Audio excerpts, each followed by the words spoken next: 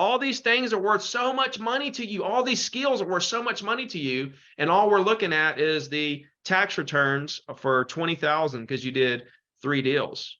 And you're like, I made 20,000. No, you didn't. You made 4 million. You just hadn't seen it yet. Hey, I want to thank you for taking time out of your day, Ricky, to come talk to us tonight. I'd love to get your perspective. I'm brand new to investing, but I'm also almost done with my license, finally. So I'd love to know from your perspective, one, how do you balance your time between investing and being a real estate agent? And then two, pretty much being a real estate agent and being new, what are some things you wish you knew when you started to kind of help somebody who's green in the field? Oh, that's beautiful. So with real estate agent versus real estate investor, for me, um, and I don't know your situation, right? You may have a job outside of real estate altogether that pays your bills, right? Is that true? Yes, I'm in Okay, so tech you sales. have a job that pays your bills. So you can literally do this for like 10 years because your bills are taken care of. You can do real estate on the side, investor and real estate agent on the side for 10 years, 20 years. Your bills are taken care of.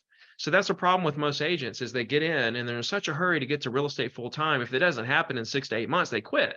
It's like, wait a minute, your bills are taken care of. And if they quit their job to go real estate full time, well, that's just recipe for disaster because if you're putting yourself under the gun to close a deal in 6 to 8 months, and now you're in month 4 and you're getting desperate, people can hear that in your voice when you're talking to prospects, and you don't get any deals because they're going to go find an agent that doesn't sound nervous about their finances, right? And you may not think they hear that, but they do. They can hear the desperation in your voice. And so don't put yourself in a financial pinch. That way you can talk to your prospects more freely, and coming right back to what I've been talking about the whole time, communication, right? To be able to talk to people without any expectations from the other side. If you're a real estate agent, you need to think of yourself as a volunteer worker.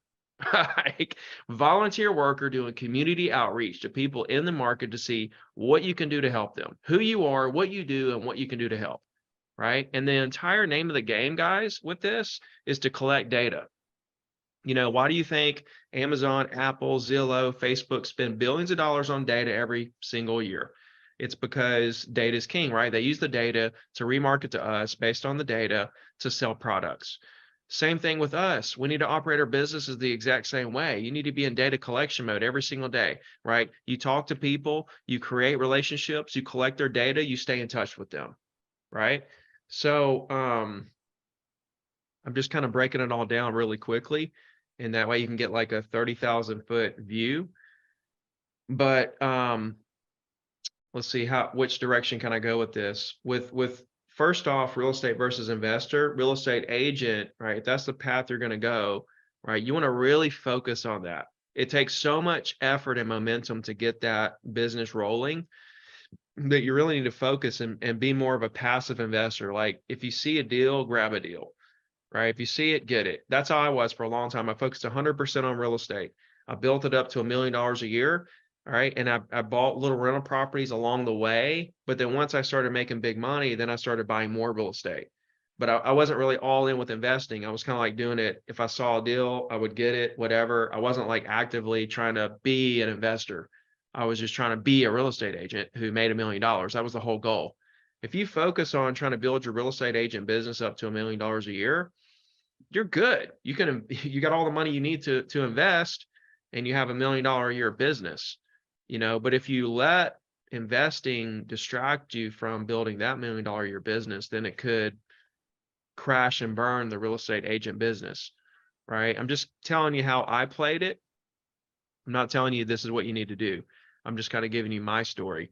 As far as being a really successful real estate agent, it's real simple, right? You want to make calls all morning, do a weekly email on the same day of the week forever to your database, and then do social media and all your marketing stuff in the afternoon. Boom, you're done. Because it the number one reason why people choose a real estate agent at the end of a deal, if you ask the buyer or the seller, hey, how'd you pick your real estate agent? The number one response is, I had a friend in the business. And so now we understand that the number one goal, because if you think of how closings happen and how people pick agents, is they have a friend in the business. Our entire objective needs to be, how many friends can I create in the market? How many people can I give warm and fuzzy feelings to that I'm truly care about them and I'm their friend, right? More of a friend than any other agent. And so you do that through communication, tone, right? Try, this is what you guys should try. The next time you're talking to your mom, dad, brother, cousin, best friend from high school, right? During that conversation, take a second while you're listening to them talk and think about how comfortable you are with them, how comfortable they are with you, the tone of your voice, how your shoulders are relaxed, how your heartbeat, everything, how fast you're talking, how slow you're talking, everything, and take a mental snapshot of exactly how comfortable you are in that situation talking to someone close to you. And I want you to think, this right here is how I need to talk to my prospects. Because if you can talk to them like family, then there's a really good chance that they're going to do business with you. And it may not be today, but it doesn't matter if it's today. As long as they're going to do business with you, your job is to stack up lifelong loyal clients that are going to stick with you through your entire career. Not necessarily do a deal today. If you hear that they're trying to do a deal today, great. Why? You know, why do you want to sell this house? This is a beautiful, beautiful place. Why in the world would you sell this place, sir? You know, oh, okay, that makes sense. In that case, here's the game plan. Here's what I think we should do to get you the best results, to help you accomplish what you're trying to accomplish. But I'm not going for the kill. I'm going for the connection. And a lot of agents, they try to convert before they connect. And you can't. You got to connect first, then convert, you know, after you understand what exactly they're trying to do. But if you, Kia, if you every morning said, I'm going to make calls until I've created 5 new friends in the market every day. If you do that 250 working days a year for 5 years, you have 6,000 friends in the market. And hopefully you've targeted property owners that own the exact type of property that you want to sell. Now you have 6,000 friends in the market that own the exact type of property you want to sell, that are getting a weekly email from you on the same day of the week forever. Now, how big is your business at that point? I'll tell you, you're probably in the top 10 of your market. You're probably in the top 10, top 5, top 20 of your MLS at that point, because so many, you're friends with so many people, and that's how people choose a real estate agent. But the problem is agents overcomplicate this process, and they do it for 8 months, and they only sell 1 or 2 properties or no properties, and they just give up. Meanwhile, their database was at 200 and growing, right? They've learned how to write a contract, work MLS, talk to people, right, and do a transaction. But they're discounting all that to nothing. Like, okay, I'll leave you with this since I'm getting long-winded about it. Your first year in real estate, you make millions of dollars. You just haven't cashed in yet. Learning how to work MLS is worth $1 million to you over the life of your career. Learning how to write a contract is worth $1 million. Learning how to do a transaction, $1 million. Learning how to talk to someone on the phone, input their data in a database, do a weekly email, $1 million. All these things are worth so much money to you. All these skills are worth so much money to you. And all we're looking at is the tax returns for 20,000 because you did 3 deals. And you're like, I made 20,000. No, you didn't.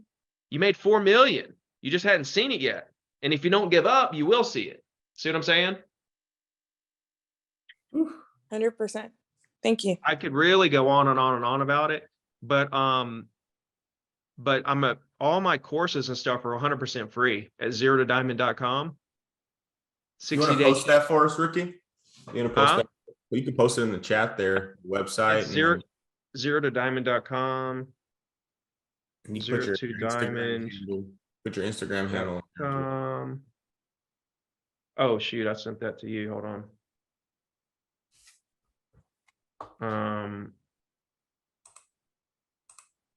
All those courses are totally free. There's a 60-day challenge.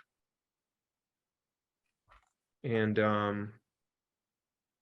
several other courses, right? There's all my scripts, there's videos of me making calls, tutorials, the whole 9 yards. Everything that I know about being a successful agent is right there. And if you need something, just message me on Instagram. And I'm more than happy to help you in any way I can.